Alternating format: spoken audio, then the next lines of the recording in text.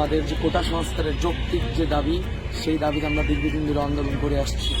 আজকেও আমাদের পূর্ব ঘোষিত কর্মসূচিতে আজকে সেই কর্মসূচিতে ক্যাম্পাসের সন্ত্রাসীরা, ছাত্রলীগের সন্ত্রাসীরা নির্মমভাবে আমাদেরকে আক্রমণ করেছে। লাঠি সোটা নিয়ে, ইট পাটকেল দিয়ে আমাদের নারী শিক্ষার্থীদের, আমাদের ছেলে শিক্ষার্থীদেরকে তারা আক্রমণ করেছেন।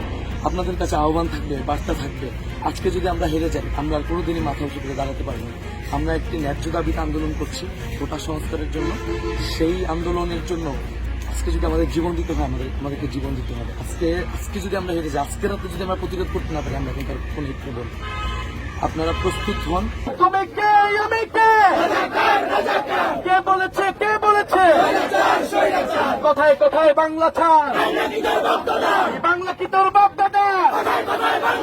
তোমার দেশ আমার দেশ, ইনকিলাব ইনকিলাব।